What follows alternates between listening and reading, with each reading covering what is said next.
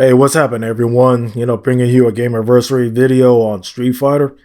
This bad boy dropped on August 12th, 1987. So just go ahead and get into it. Yeah, so the franchise that started it all, it started out on this day, 35 years ago. And so I had a few memories of this game. So just going to discuss it even further. I had a chance to play it over at the mall, because I played this out of order because, due to its ultra popular sequel at that time. So, first off, graphically, it was cool at that time, but it hasn't aged well over the years. Same goes with the gameplay because, due to the popular sequels that come out over the years, improved on the, success of the original game. So, it is what it is. But, go ahead and discuss the history of it. For the first time, it made you think strategically, instead of mashing buttons. Yay. First off, you got to thank the guys that made this game. That's Nishiyama and Matsumoto for creating this game. As you can see, like the many influences, like the projectiles like Yi or Kung Fu, and the karate, uniforms, like from the guys at Karate Champion, like the white and the red, like, Ryu in his popular white and Ken in his popular red, things like that. And as far as like the artwork with the characters and things like that, you gotta think Keiji Inafune. For those in the back that don't know who he is, he's the guy behind the ultra popular, Mega Man series back then. Things like that. So, yeah, he's the one that, brought some of those characters to life.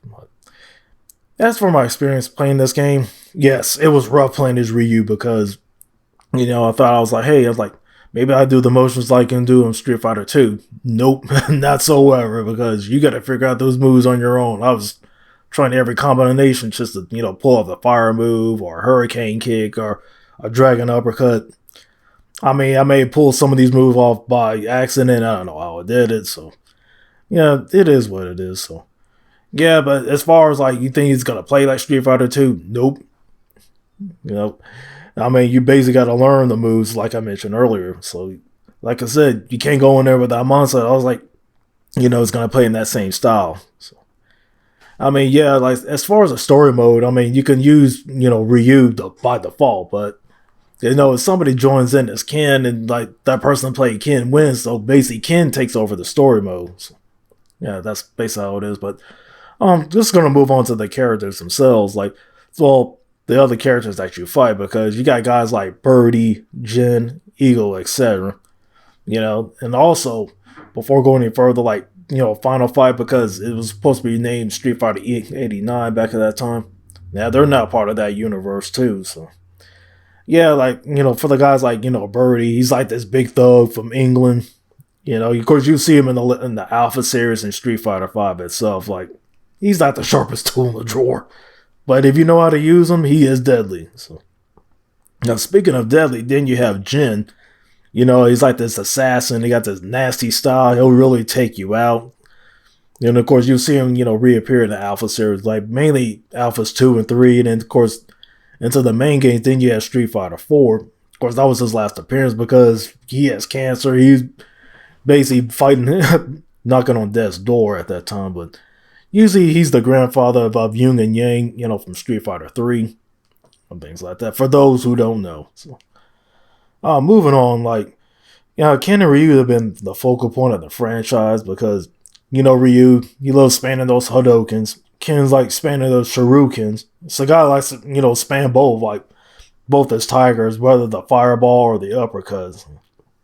More on Sagat in a bit, but you gotta fight his other people before him. That's Adon, and of course in this game, both these guys would tear you up. And trust me, man, you'd be out in seconds. Unless you got a lot of quarters, and just you gotta strategize why, just to get past him. But as far as Sagat himself, oh my goodness, when I fought him, oh my goodness, man, he told me to shreds. It took me many tries to get him, things like that at that time, but I was lucky, I finally beat him and saw how the game ended. And like I said, it's set up for the sequels, and that is what it is right now. And so finally going to move on to the presentation. Seeing like the opening cutscene, you see, the guy busting through the wall and turns his back. You see the Street Fighter logo on the back of his jacket, which is really cool. Just to really start off, like, Another cool thing is seeing the characters get beat up after win the matches. They have that same win quote. Well, not win quote, but they tell you it's like, hey, you got other guys fighting all over the world and things like that. However, like when it comes to the story, once you get all the way to Sagai, once you beat him, he gets that that scar on his chest, like when you do that uppercut and different things like that. So which is really cool. Basically set that for the sequels. So. As for both Nishiyama and Matsumoto, they both left Capcom for SNK. So they took what they learned, brought it in SNK, and started the Fatal Furies, franchise. So the concept, started in the same way. You got 3 default heroes. You got to fight all these guys just to get to the main boss, which is really cool. So you really got to thank these guys, like, for starting everything up. But as far as like Street Fighter, what it's done for 35 years, like, all the sequels and its updates, I mean, it's amazing. So anyway, that's enough of me yapping about it. I definitely want to hear your experience about it. Have you played it? Drop a comments down below. Hope you guys enjoyed this video and leave a like, subscribe, and things like that. This is Sinister. Be easy.